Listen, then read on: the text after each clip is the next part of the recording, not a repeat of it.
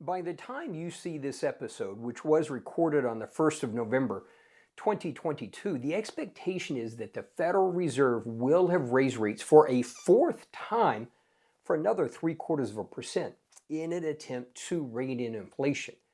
And the consensus among experts is this will continue. In fact, many believe that they will probably do another 0.75% in December. And if not, we may see another 0.5% to full percent spread out over several months. Basically, what we're looking at is it would strongly indicate this trend will continue of higher rates.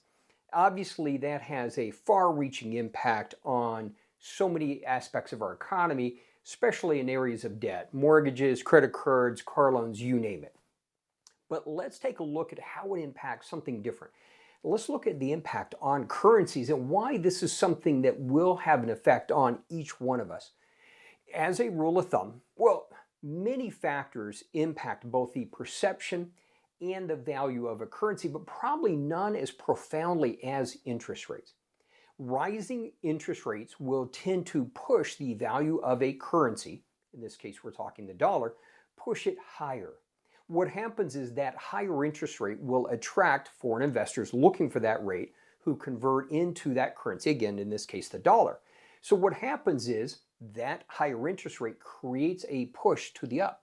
Conversely, lower rates will push as a tendency the currency lower. Now, obviously, the more momentum there is in the interest rate, the more momentum it creates in the value up or down. And what happens is it can create its own momentum. As it pushes higher, what happens, it creates a vacuum that sucks in more investors continuing to push it higher, or lower rates can, especially as they move strongly, create displacement, pushing for investors out. Now, that can create a little momentum bubble, and these things do tend to go too far in either direction. But that's not the point I really want us to focus on. We'll look at that slightly in the next episode. But what I want to look at is the impact on the American dollar. So what we can draw a correlation is that with these rising interest rates, we can expect the value of the dollar to increase.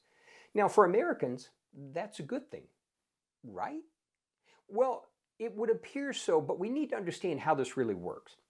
Now, I say appear so because it would seem patriotic to want your currency, in this case the dollar, to be stronger. It would seem like the right thing, that what we would really want. Now, let me say conversely, a weak currency, while attractive, if it's too weak, then it creates a perception that makes it fragile. So you don't want it too weak. There is a happy medium. But let's talk about the impact of a strong currency, in this case, the American dollar.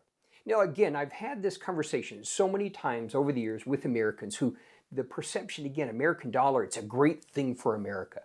But let's talk about the direct impact. And in the next episode, we'll look at the global impact of the American dollar, because the dollar has a more far-reaching impact than any other currency in the world. But what's the impact for America? Well, the most direct correlation is a strong dollar makes our products less competitive overseas, meaning it makes it cheapest for us to buy stuff from other people, but it makes it more and more difficult for them to purchase from us. Let's take a very oversimplistic analogy. Let's say you're a foreign airline and you're looking to buy jumbo jets. Well, the two main providers are Boeing, which is American, and Airbus, which is European. And basically, many models are effectively the same thing. They have the same capabilities, etc. So what it comes down to many times is just the cost. When the dollar is strong, it gives Airbus an absolute competitive advantage, meaning that for Boeing to compete, Boeing has to find ways to bring down the cost of that product to stay competitive. Now, that's an overly simplistic analogy, but hopefully it helps us understand that the strong dollar in many, many ways puts America at a competitive disadvantage. Now, in the next episode, we'll look at why that's not necessarily a good thing for the rest of the world either. But what that means is because we're at a competitive disadvantage, it makes it difficult for job creation, job promotion, pay rises. So a strong dollar, while again seems patriotic, seems like something we would really want, an overly strong currency creates its own headwinds to the economy, creates its own challenges. And we need to be aware that this is the cycle and the trend. Now, in the next episode, we will look at why this is going to have a global impact. And then finally, we will look at how we should, as God's people, respond.